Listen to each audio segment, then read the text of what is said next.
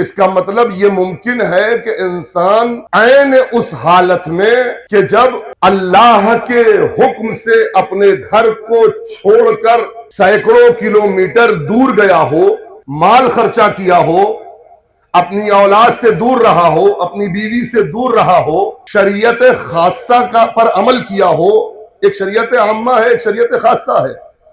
حج میں شریعت خاصہ لاگو ہو جاتی ہے، آپ مچھر بھی نہیں مار سکتے وہاں پر، آپ مچھر بھی خاص احکام ہے نا حج کے، وہاں پر آپ مچھر بھی نہیں مار سکتے، بھائی کیڑا بھی نہیں مار سکتے۔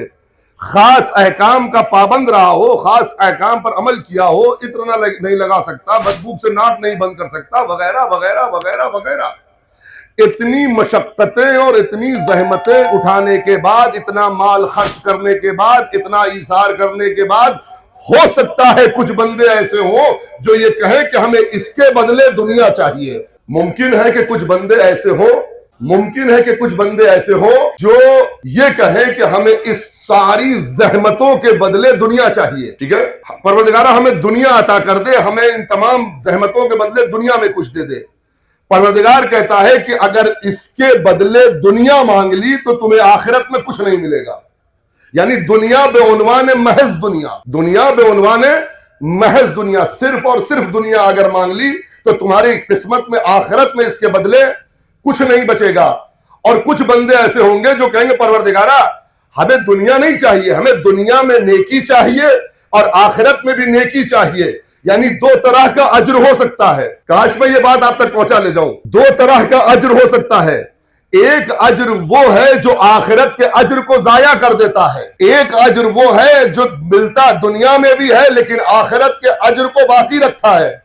اگر اللہ کے بنائے ہوئے احکامات میں اس کی گنجائش ہے تو اگر حج میں اس کی گنجائش ہے تو پھر دوسرے احکامات میں بھی اس کی گنجائش ہے کہ وہاں پر اپنی اجرت دنیا میں مانگ لی جائے جس کا اثر آخرت میں کچھ بھی نہ ہو، اور وہاں پر کچھ ایسا کیا جائے کہ دنیا میں بھی ملے اور آخرت میں بھی ملے۔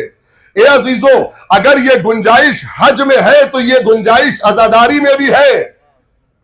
کاش یہ بات میں آپ تک پہنچا لے جاؤں۔ یہ گنجائش اگر ابراہیم کی یاد میں ہے تو فخر ابراہیم کی یاد میں بھی ہے، اگر یہ گنجائش اسماعیل کی یاد میں ہے تو اولاد اسماعیل کی اور فخر اسماعیل کی یاد میں بھی ہے، اگر یہ گنجائش اس ذبح کی یاد میں ہے جو ابراہیم کے سامنے ہوئی، اسماعیل کے لیٹے ہونے پر دمبے کی شکل میں ہوئی، تو یہ گنجائش ذبح عظیم کو یاد کرنے میں بھی ہے، ذبح عظیم کو یاد رکھنے میں بھی ہے۔ تو یہ گنجائش کس طرح سے ہے؟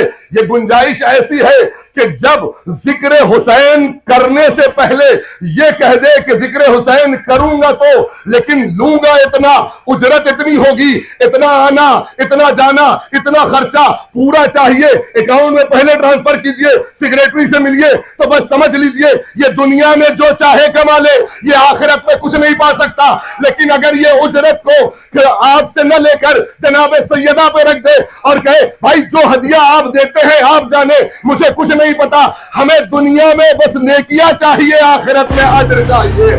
صلوات ہے مل کے محمد وآل محمد۔